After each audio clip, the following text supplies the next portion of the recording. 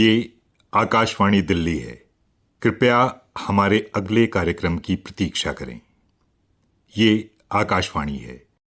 रूपकों के अखिल भारतीय कार्यक्रम में आज प्रस्तुत है भारत में ड्रोन टेक्नोलॉजी के बढ़ते प्रयोग पर केंद्रित रूपक आत्मनिर्भर भारत की नई उड़ान। आलेख डॉक्टर मनीष मोहन गोरे, प्रस्तुतकर्ता डॉक्टर संजय सिंह वर्मा।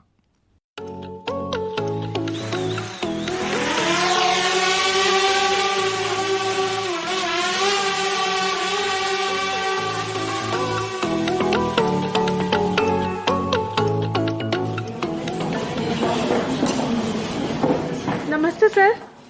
नमस्ते ज्योति, बताओ कैसे आना हुआ? सर आज आपने क्लास में ड्रोन टेक्नोलॉजी पर कुछ चर्चा की थी ना? बिल्कुल। उसी से जुड़े हुए कुछ सवाल है मेरे मन में। अच्छा। मैं चाहती हूँ सर आप मुझे एक्सप्लेन करें प्लीज।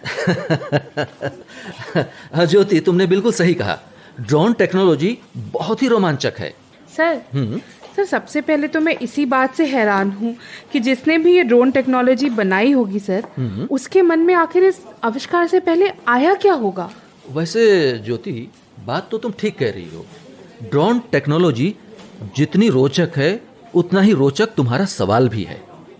ये मानव रहित एयरक्राफ्ट सिस्टम, जिसे ड्रोन टेक्नोलॉजी कहते हैं, सबसे पहले जानती हो कब बनाया गया था? नहीं सर।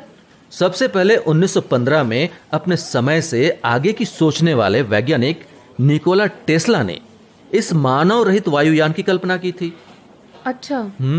उसके अगले ही वर्ष 1916 में इंजीनियर आर्चीबाल्ड लाव ने पहले मानव रहित एयरक्राफ्ट का निर्माण कर लिया। अच्छा।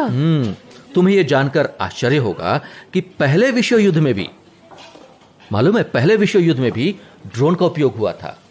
सर ये तो बहुत ही दिलचस्प बात है कि ड्रोन टेक्नोलॉजी का इतिहास इतना पुराना है। सर क्या फोटोग्राफी, युद्ध और रक्षा क्षेत्रों के अलावा ड्रोन टेक्नोलॉजी का प्रयोग हम जीवन के दूसरे क्षेत्रों में भी कर सकते हैं? बिल्कुल कर सकते हैं। वाह सर। भारत ड्रोन टेक्नोलॉजी के अनुसंधान और इसके विकास की दिशा में तेजी से आगे बढ़ रहा है।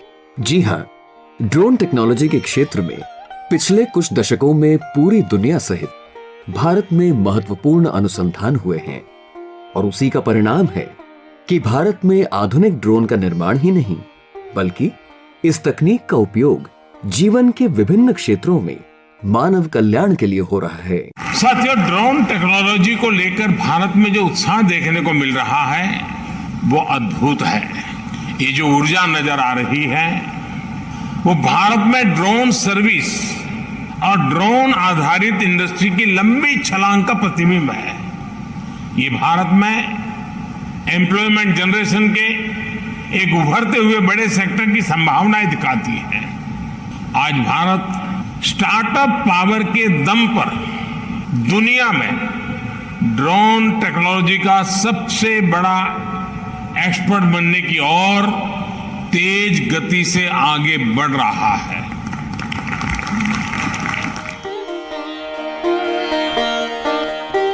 एक बात बताइए मनोज। हाँ। आपने इस वर्ष बीटिंग रिट्रीट पर हुए ड्रोन शो को देखा है? बिल्कुल याद है मुझे नीलम। उस रोमांचक पल को मैं भला कैसे भूल सकता हूँ। आकाश में 1000 की संख्या में अद्भुत और अनोखे करतब करते हुए ड्रोन्स ने सभी देशवासियों का मन मोह लिया था। ड्रोन को देखकर मुझे तो ऐसा लग रहा था कि काश मैं भी आकाश में उड़ पाती। अगर मैं कहूँ कि तुम्हारा सपना आने वाले कुछ ही वर्षों में पूरा होने वाला है तो? सच में? हाँ, सच में। अब वो दिन दूर नहीं जब हम और आप ड्रोन्स की मदद से उड़ान भर सकेंगे।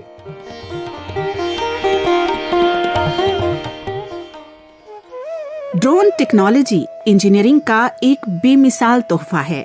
ड्रोन टेक्नोलॉजी क्या है, इस बारे में हमें जानकारी दे रही हैं आईआईटी दिल्ली से जुड़ी राष्ट्रीय प्रौद्योगिकी दिवस पुरस्कार से सम्मानित ड्रोन विशेषज्ञ डॉक्टर सरिता अहलावत। जब आप ड्रोन की बात करते हैं तो काफी सिंपल है, बट बाय डेफिनेशन ड्रोन का मतलब ये है, drone falls into this category called UAV, unmanned aerial vehicle. तो मतलब कि छोटा एयरक्राफ्ट जो हवा में उड़ रहा है जिसमें इंसान नहीं है। बट कंट्रोल्ड बाय इंसान। ड्रोन मानव रहित एयरक्राफ्ट है, तो इसलिए क्या इस पर एरोप्लेन संचालन से जुड़े नियम लागू होते हैं और क्या आम आदमी भी ड्रोन का उपयोग कर सकता है?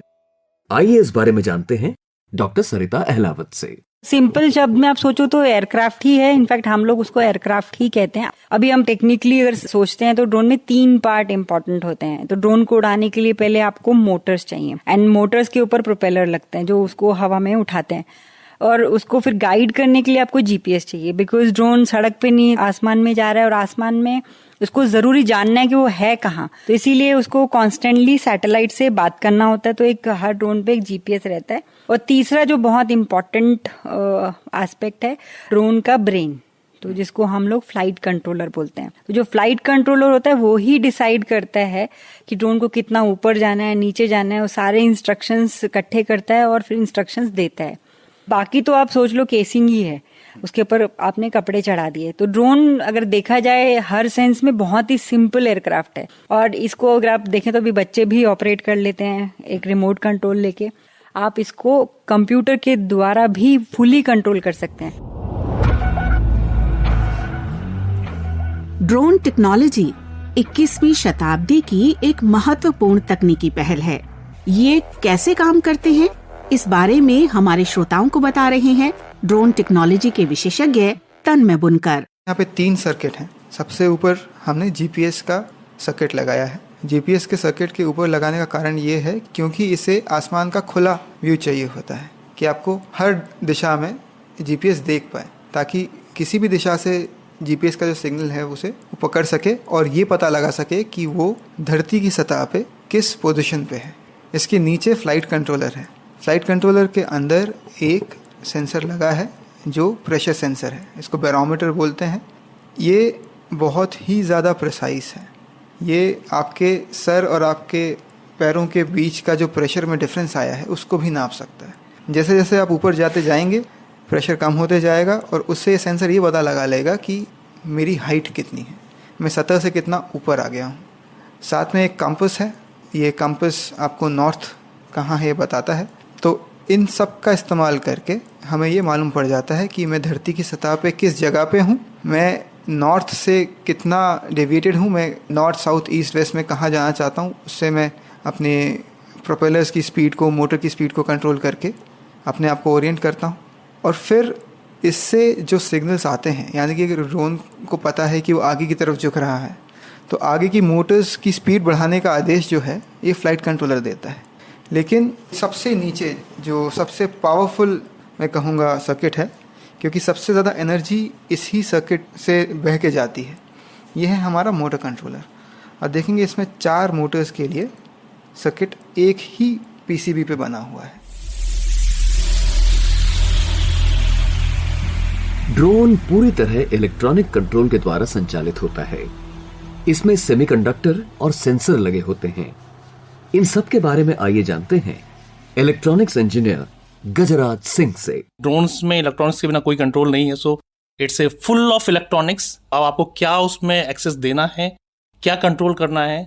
सेमीकंडक्टर कंपनीज जो हैं इस टाइम बहुत ही फोकस्ड हैं, मल्टीपल सेंसर्स हैं उनके पास में जो हम इसमें इम्प्लीमेंट कर सकते हैं based on the requirement, based on the application, whether it's defence, medical, automotive, जहां आप यूज़ करना चाहें।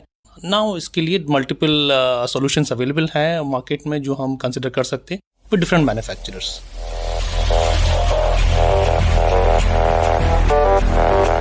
सुना है कि ड्रोन आपस में बात करते हैं। बीटिंग रिट्रीट पर 1000 ड्रोन आपस में कम्युनिकेशन करते हुए आकाश में उड़ रहे थे। ड्रोन कैसे करते हैं ये कम्युनिकेशन, बता रही हैं डॉक्टर सरिता अहलावत। तो जो हम ड्रोन स्वॉर्म इंडियन एयरफोर्स के लिए बना रहे हैं वो आपस में बात कर, जैसे हम इंसान कैसे बात करते हैं, एक दूसरे को देख लेते हैं, सुनते हैं, तो वो ऑटोनोमस होते हैं और दे आर इंडिविजुअली बहुत केपेबल रहते हैं। उनके ऊपर एक छोटा कंप्यूटर भी रहता है, तो दे हैव विजन, तो सुनते हैं और डिसीजन लेते हैं। ड्रोन का मैं आपको बताती हूँ कि 2 लिमिटेशन होते हैं, फ्लाइट टाइम और पेलोड, कि ड्रोन कितना दूर जा सकता है और कितना वजन उठा सकता है। तो ये ड्रोन नीचे बेस स्टेशन से बात करता है, तो सारे ड्रोन हैं कंटिन्यूअसली बेस स्टेशन पे बात करते हैं। तो जो हमारा यूजर है उससे बात करते हैं और कॉन्स्टेंटली वो पूछते रहते हैं कि मैं सही जगह पे हूँ, सही जगह पे नहीं हूँ, तो वो करेक्शन हम लोग भेजते रहते हैं। अब आई बात आपस में बात करने की, अगर इसमें हम थोड़े फीचर्स लगाएं तो कर सकते हैं। हवा के दबाव और मौसम का ड्रोन की उड़ान पर काफी असर होता है। इसके बारे में डॉक्टर अहलावत ने बताया, नेचर तो बहुत पावरफुल है और एक पॉइंट के बाद आप नेचर के साथ झगड़ नहीं सकते। तो हम लोग यूजुअली क्या करते हैं ना, पूरे दिन का, पूरे हफ्ते का वेदर देखते हैं कि कितना टेम्परेचर रहेगा, कितनी हवा रहेगी, बारिश। तो जैसे हल्की बूंदाबांदी हम झेल सकते हैं और बहुत बारिश हो जाए नहीं, और अगर मान लीजिए हवा 70-80 किलोमीटर की स्पीड पे चल रही है तो नहीं झेल सकते। तो 10-20 किलोमीटर 25 तक भी ये ड्रोन संभाल सकते हैं। क्या है कि ना, ड्रोन फिर एक दूसरे में टकरा सकते हैं, है ना, कि अगर एकदम से हवा आ जाएगी। तो हम लोगों को वेदर बहुत देखना पड़ता है।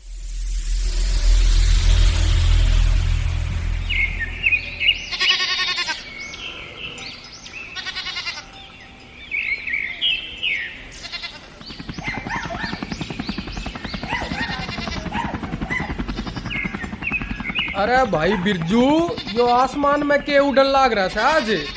यो तो हवाई जहाज जितना बड़ा भी ना दिखता भाई। हाँ बाबूजी, यो तो हवाई जहाज तो बहुत छोटा दिखस है, और बड़े आश्चर्य की बात तो यह है, यो घनी देर तक एक जगह खड़ा रहे से, और यो तो नीचे भी ना गिरता। अरे भाई मेरी तो समझ में नहीं आ रही, या हो के रहा से के बाबूजी? अरे भाई इस मशीन के नीचे तो देख, या तो पानी की बूंदा की बौछार सी करने लाग रही से। हाँ बाबूजी, मने तो ऐसा लागे से या मशीन कुछ छिड़काव सा करने लाग रही से।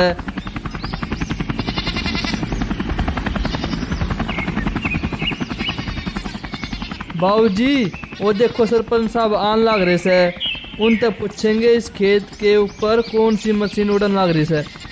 हाँ भाई आन दे सरपंच साहब ने, उनसे पूछ लेंगे।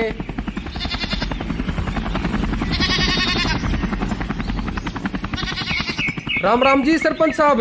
राम राम भाई, राम राम। सरपंच साहब यो खेत में कौन सी मशीन लाकर छोड़ दिया आपने? अरे इस मशीन का नाम ड्रोन है, ड्रोन। ड्रोन? यो कौन सा ड्रोन लेकर आए सरपंच साहब? सरपंच साहब यो रमेश के खेत में आज क्या का छिड़काव करने लाग रहा है? ये दवाई का छिड़काव करने लाग रहा है, और इस मशीन से कीटनाशक का छिड़काव करने से समय, धन और मेहनत तीनों की बचत होती है। और ड्रोन से कीटनाशक का छिड़काव बेहद सस्ता पड़ता है। थोड़े समय में ये पूरे खेत में छिड़काव कर देता है। अच्छा, इसी मशीन को कहते हैं ड्रोन। ये तो बड़े काम की चीज है सरपंच साहब। हाँ हाँ, ये मशीन सचमुच बड़े काम की है। देश की सुरक्षा, दूर दराज के पहाड़ी क्षेत्रों में दवा दारू, राहत सामग्री पहुंचाने से लेकर खेती में भी इसका बेहद उपयोग होता है। अच्छा, फिर तो बहुत बढ़िया बात है सरपंच साहब। कल तक हमारे खेत में भी ड्रोन की मदद से कीटनाशक छिड़काव होगा। हाँ हाँ भाई, जरूर होगा, क्यों नहीं होगा।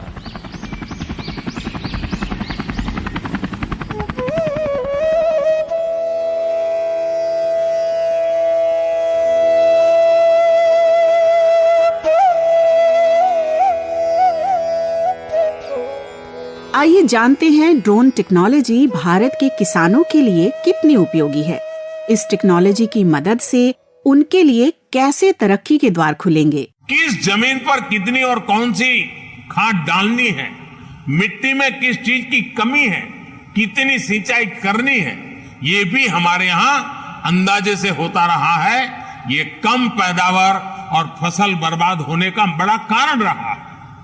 लेकिन स्मार्ट टेक्नोलॉजी आधारित ड्रोन यहां भी बहुत काम आ सकते हैं। यही नहीं, ड्रोन ये भी पहचानने में सफल होते हैं कि कौन सा पौधा, कौन सा हिस्सा बीमारी से प्रभावित है, और इसलिए वो अंधाधुंध स्प्रे नहीं करता, बल्कि स्मार्ट स्प्रे करता है। यानी ड्रोन तकनीक से छोटे किसान को ताकत भी मिलेगी, तेजी भी मिलेगी, और छोटे किसान की तरक्की भी सुनिश्चित होगी। और आज जब हम आजादी का अमृत महोत्सव मना रहे हैं, तो मेरा भी यही सपना है कि भारत में हर हाथ में स्मार्टफोन हो, हर खेत में ड्रोन हो, और हर घर में समृद्धि हो।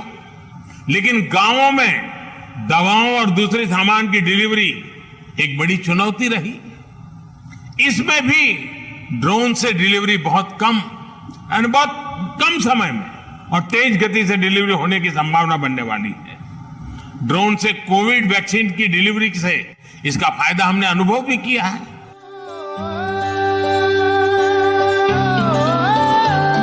देखो आसमान में खिलकर सूरज निकल रहा है। देखो आसमान में खिलकर सूरज निकल रहा है। देश का परचम अब ऊंचा उड़ रहा है। बरसों का अंधेरा रोशन हो रहा है। गरीब की रसोई से धुआं हट रहा है। मेरा देश मेरा देश मेरा देश, मेरा देश बदल रहा है, आगे बढ़ रहा है। मेरा देश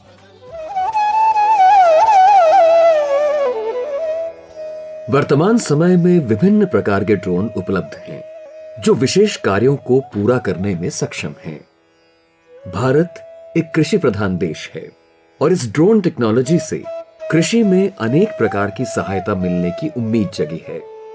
किसानों को कीटनाशकों का छिड़काव करते समय त्वचा कैंसर का खतरा रहता है। इस समस्या के निवारण के साथ साथ इसका उपयोग फसल की जांच और भूमि रिकॉर्ड रखने में भी हो सकता है। किसानों के लिए ड्रोन टेक्नोलॉजी कितनी हितकारी है, इसके बारे में हमें बताया भारतीय कृषि अनुसंधान परिषद के सहायक महानिदेशक सूचना प्रौद्योगिकी डॉक्टर अनिल राय ने। ड्रोन का जो है उपयोग 5 तरीके से किया जा सकता है। पहला है जियो मैपिंग, भूमानचित्रण। दूसरा है सर्वेलेंस या निगरानी। तीसरा है एस्टिमेशन, जिसको हम गणना भी कहते हैं। और चौथा है स्प्रेइंग, जिसको छिड़काव की प्रक्रिया जो की जाती है। और पांचवा है मॉनिटरिंग, जिसको हम निरीक्षण भी बोलते हैं। तो ये 5 तरीकों से किसान के हित में ड्रोन का हम उपयोग कर सकते हैं। मैपिंग में हम जो है ड्रोन को एक बार उड़ा के उस पर जीपीएस के बेसिस पर उसका जो है हम पूरे खेत की मैपिंग कर लेंगे और उस मैपिंग के हिसाब से जिस जगह पर एक्चुअली छिड़काव होना है उसी जगह पर छिड़काव हो जहाँ ज़रूरत हो। और इससे क्या होता है कि हमारी जो रिसोर्सेज हैं, जो केमिकल है, क्वांटिटी है, उसकी बचती है और ऑप्टिमम छिड़काव होता है, न ज़्यादा न कम। तो इसके लिए बहुत उपयोगी होता है ये मैपिंग करना पहले। और अगर मान लीजिए कि आप एक कीटनाशक छिड़क रहे हैं किसी की फसल में, तो ये इसके जो सेंसर हैं ड्रोन के, ऐसे सेंसर लगाए जाते हैं कि जहाँ पे कीट हैं उस तरह के जिसको कि हमें मारने की आवश्यकता है, उसकी पॉपुलेशन के हिसाब से ही उस पर छिड़काव किया जाता है। 3-4 चीज़ों का बहुत फ़ायदा है। एक तो जो है हमारी बचत होती है, जो हमारा जो प्रोडक्शन कॉस्ट है, जिसकी पैदावार की जो लागत है उसमें काफ़ी कमी आती है, क्योंकि हमें खाद, पानी और कीटनाशक और भी जितने भी केमिकल हैं वो बहुत कम लगते हैं। दूसरा, इससे क्वालिटी जो होती है हमारी इंटरनेशनल मार्केट में प्रोडक्ट की बहुत अच्छी बढ़ती है, क्योंकि उसमें जो है हम बहुत सारे क्राइटेरिया होते हैं उन लोगों के कि कीटनाशक की लिमिट इससे ज़्यादा नहीं होनी चाहिए, वो सब हम इसमें कर सकते हैं और पैदावार भी काफ़ी अच्छी होती है।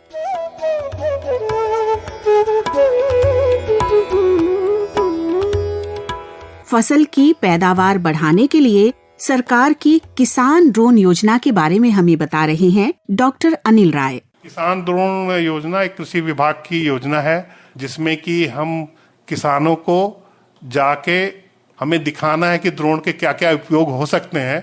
और वो योजना काफ़ी तेज़ी से चल रही है और उसमें काफ़ी ड्रोन खरीदे जा रहे हैं और उसको हम किसानों तक पहुंचाएंगे कि उसको कैसे हम उसका प्रयोग करेंगे ड्रोन का भविष्य में।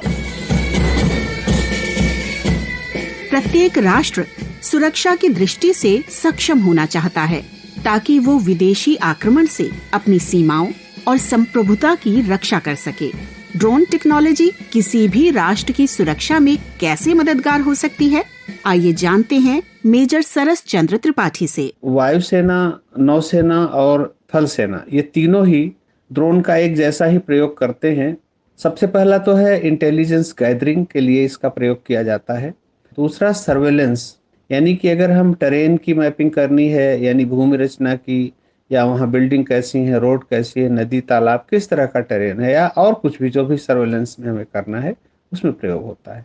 इसी तरह से रिकॉग्निशन यानी रैकी जिसे हम कहते हैं, इसके लिए इसका प्रयोग होता है। यह भी एक तरह का सर्वेलेंस ही है। इसके अतिरिक्त एक नया प्रयोग जो किया जाता है, जिसका कि यूनाइटेड स्टेट्स की फोर्सेस ने अफगानिस्तान में बहुत प्रयोग किया, वो है प्रिसीशन गाइडेड म्यूनिशन का इस्तेमाल।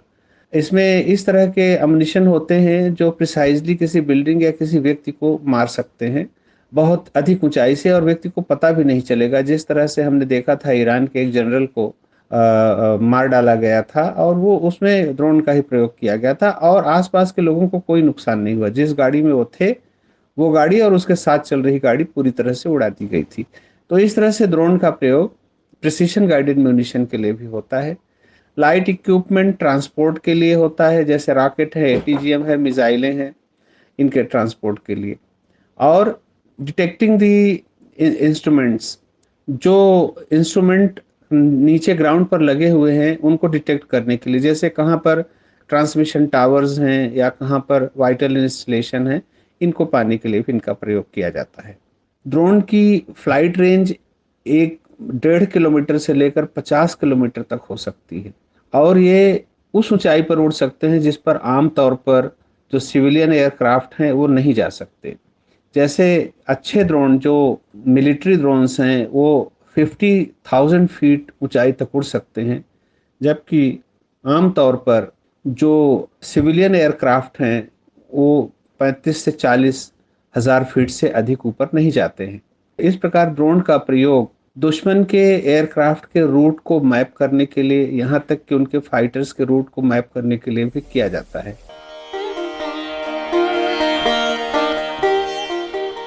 अभी मणिपुर में 26 किलोमीटर दूर पहाड़ के ऊपर ड्रोन के द्वारा वैक्सीन पहुंचाई गई ताकि टीकाकरण हो पाए। केंद्रीय नागर विमानन मंत्री श्री ज्योतिरादित्य सिंधिया।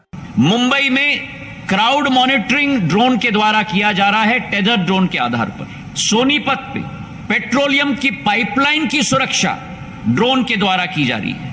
और सबसे प्रगतिकारक सोच और परिवर्तनकारी सोच हो रही है मैपिंग के क्षेत्र में, जहां गांवों में स्वामित्व योजना के तहत हमारे ग्रामीण भाई बहनों को अपने जमीन पर जो मालिकाना अधिकार मिल चुका है, ये ड्रोन वैज्ञानिक विधि के आधार पर घरों का नक्शा खींच रहा है, निशानदेही कर रहा है, और जिन जमीनों पर पुश्तियों से विवाद चल रहा था, अवैध कब्जे हो रहे थे, वही जमीन वापस गरीबों को हक दिलाने में यह सबसे सटीक, किफायती और सुलझा हुआ साधन है।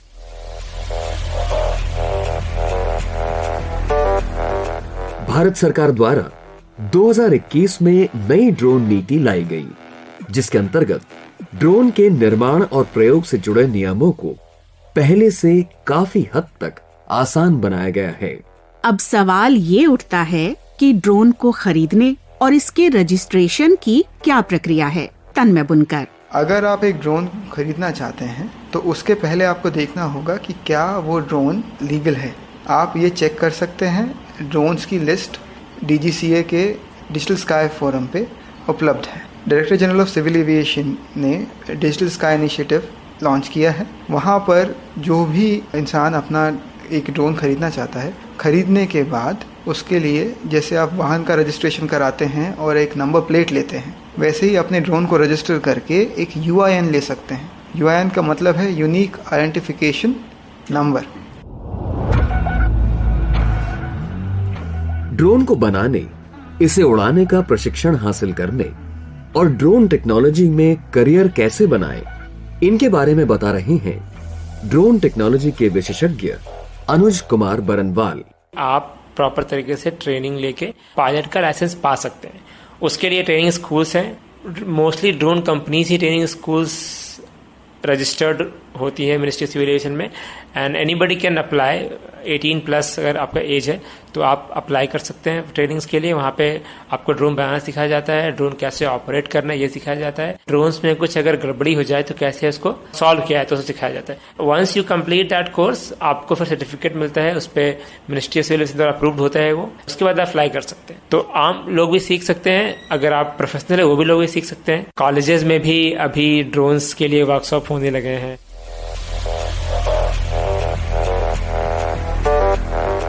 ड्रोन को उड़ाने की ट्रेनिंग के बाद दूसरी जरूरी बात ये है कि इसे उड़ाना कहाँ है।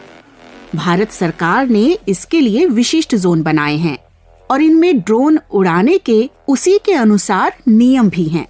इस विषय में हमें बताया तन्मय बुनकर ने। अगर आप ड्रोन को किसी भी जगह उड़ाना चाहते हैं तो डिजिटल स्काई मैप वेबसाइट है, इस वेबसाइट पे जाके आप देख सकते हैं कि आप जिस भी एरिया में उसको उड़ा रहे हैं वहाँ पे ड्रोन को उड़ाना प्रतिबंधित तो नहीं है। जैसे अगर आप इस मैप को खोलेंगे तो आप देखेंगे जहाँ पे भी एयरपोर्ट है, एयरपोर्ट के रनवे से 5 किलोमीटर की दूरी तक रेड जोन है। रेड जोन का मतलब है कि आप वहाँ पे DGCA की परमिशन के बिना ड्रोन को नहीं उड़ा सकते हैं। उसके बाद येलो जोन आता है, यानी कि 5 से 8 किलोमीटर येलो जोन 1 है। ये वो जगह है जहाँ पे आप परमिशन के साथ उड़ा सकते हैं।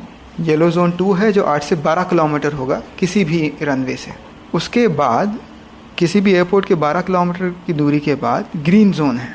ग्रीन जोन में आप 200 फीट की ऊंचाई तक बिना किसी परमिशन के ड्रोन को ऑपरेट कर सकते हैं। इसके अलावा रिस्ट्रिक्शंस हैं कि आप इंटरनेशनल बाउंड्रीज जो हैं उससे 25 किलोमीटर अंदर ही उड़ा सकते हैं, उसके बाद नहीं उड़ा सकते। इसके अलावा कुछ संवेदनशील जगहें जो हैं उसके आसपास आप नहीं उड़ा सकते। हो सकता है कोई जेल हो सकता है कोई न्यूक्लियर पावर प्लांट हो। ये वो जगह हैं जहाँ पे ड्रोन अगर आप उड़ाना चाहते हैं तो आपको परमिशन लेनी होगी। देश की विभिन्न प्रयोगशालाओं के कर्मठ वैज्ञानिकों की मेहनत का नतीजा है कि हम सभी इस आधुनिक टेक्नोलॉजी को लेकर आशान्वित हैं। उम्मीद है कि आने वाले कुछ समय के भीतर भारत ड्रोन टेक्नोलॉजी में नई ऊंचाई छूने में कामयाब होगा और ये टेक्नोलॉजी आत्मनिर्भर भारत की दिशा में साबित होगी एक अनोखी उड़ान।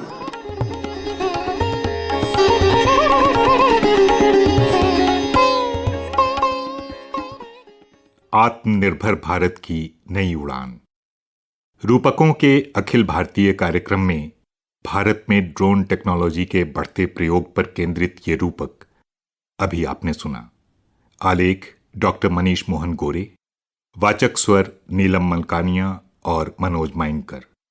नाट्यांश के कलाकार नवोदिता मिश्रा, कमल किशोर, संगम कैथ, बलविंदर सिंह और विशाल वर्मा। प्रस्तुति सहायक अनुरीत कौर और नेहा सोनी। प्रस्तुति सहयोग नवोदिता मिश्रा। प्रस्तुतकर्ता डॉक्टर संजय सिंह वर्मा। केंद्रीय हिंदी रूपक एकांश द्वारा बनाया गया ये कार्यक्रम आकाशवाणी दिल्ली से प्रसारित किया गया।